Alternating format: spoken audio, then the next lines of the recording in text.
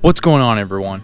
Today we're talking trout fishing, one of my favorite activities and the first species I fished for as a youngster. And if you're new to my videos or channel, go hit that subscribe button to follow along on my fishing and other outdoor adventures. Back to the trout fishing. I learned to trout fish from my dad and my grandfather.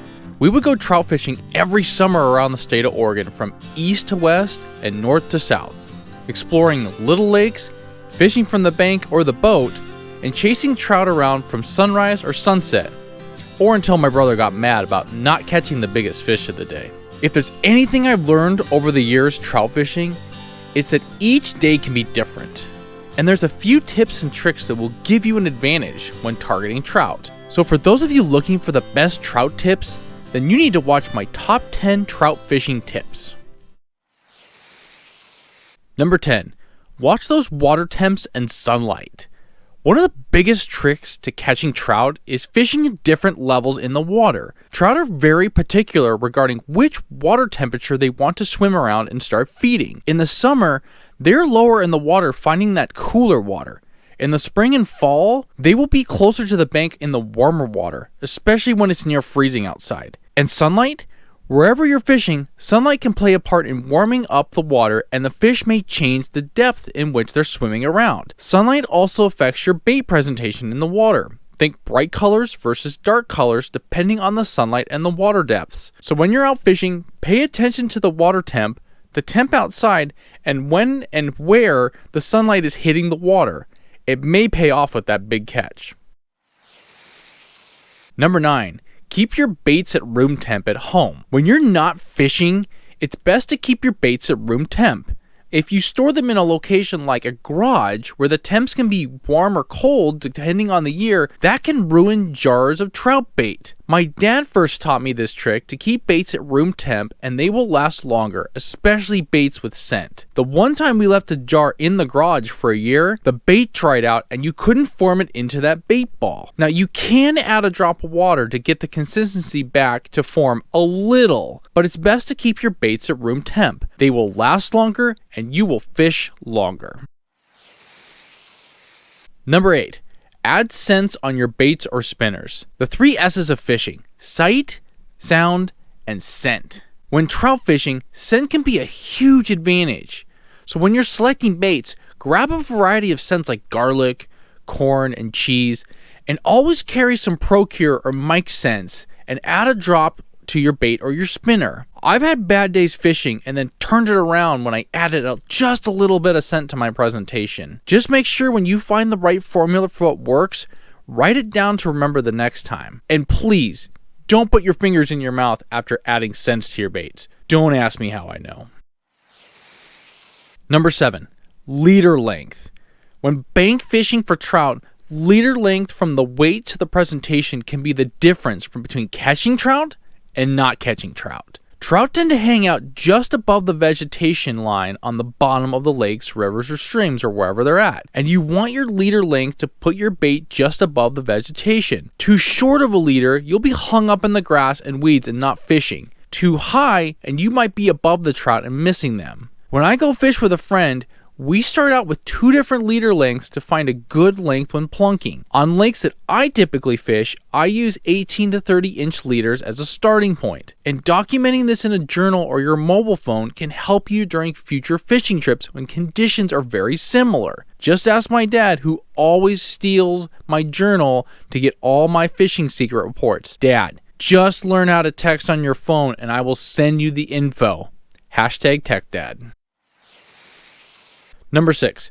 Keep your tackle box organized. I have always had a pet peeve of friends and family members who have unorganized tackle boxes. Nothing can burn more time fishing or changing gear than an unorganized tackle box. When you have an organized tackle box, it's easier to find what you're looking for, and changing baits, gear, scents, or hooks can be done quickly. It doesn't take a long time to keep things organized, and when you're out fishing, keep your tackle box clean and organized. My friend Carl always had an unorganized tackle box, and the one time he reached in the back to try to find what he thought was a single hook from an open box, ended up being a triple hook that got stuck in his finger. So keep your tackle box organized. The ER doctors will thank you later. Number 5, use a grid to cast and find the trout. When I'm fishing for the first time in the year or fishing a new spot, I use a grid system to fish where I'm at. I cast short, then a little farther, then as far as I can go, then cast left or right to move my gear around to try to find and locate the trout. It's always puzzling when folks always cast in the same spot over and over again and they never catch anything. Yeah, but cast in the same spot once you find them. But after 4 hours and you haven't gotten a bite, don't cast and leave your gear in the same spot. You're not fishing. The fish are not there. Go find those trout. Use the grid system to find the trout, and once you find them, stay on them.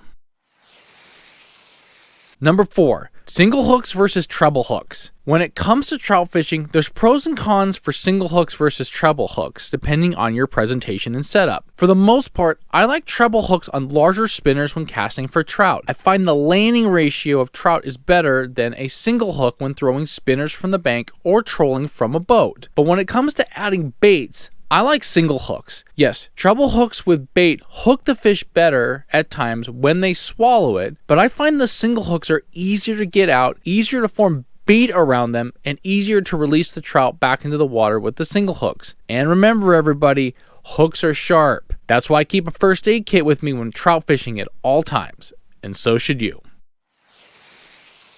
Number 3, have a variety of bait colors and scents. Always make sure you have multiple bait colors and scents in your tackle box. At all times, I carry at least 8 different colors, from bright yellow, orange, and pinks to multicolored blues, purples, dark reds, and cheese and corn flavors as well. During a given hour of fishing, I may swap baits a couple of times just to see if the fish will trend towards a specific color. I always laugh at the people that bring like 1 or 2 bait colors to the local ponds. Yeah, you may have had success on that last week on those colors, but this time you got blanked, and it's probably because you didn't have the hot color. Me, I'm always about finding the hot color of the day that the fish want. And don't forget those glitter baits. And just remember, keep the glitter off your face or your significant other may think you were out late partying the night before. Don't ask me how I know.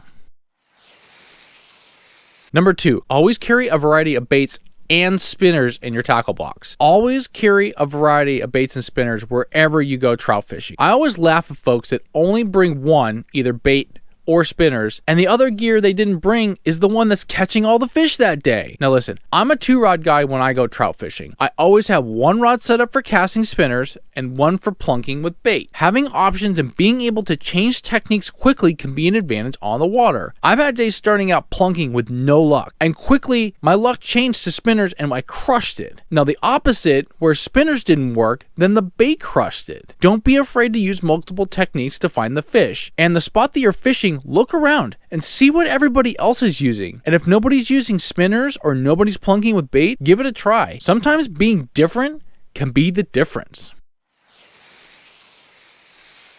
And number 1, corn flavored bait. The secret's out. Get the corn flavored bait, and here's why. All right, so my favorite power bait colors and scents, corn's probably my number 1. And the tip that I have on this is, when you're fishing for trout that are stocked from a hatchery, that are stocked in a lake or a pond, when they feed them at the hatcheries, it's a cornmeal, corn-based flavored food that they're giving them. So when you're going out there, try the corn flavored and color power bait first, and you guys would be surprised at how many fish you'll catch using this. I got into this from a tip from a friend a while back, and I went out there, and within, I think, 20 minutes the first time I used this, I had a limit of 5 trout. It was unbelievable how quickly and how fast I was able to catch them. So if you need to go to the store and you're looking for a bait scent and a power bait that you might not have in your arsenal, go with the corn. And if you're already a corn fan,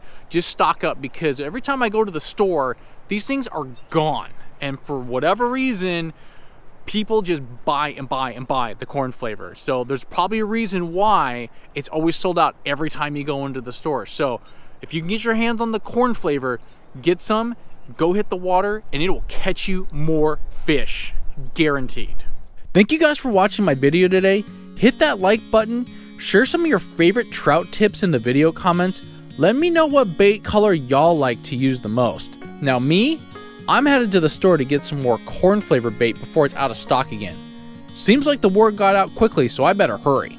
And thank you guys for watching, and as always, the outdoors is a gift. Share it with others.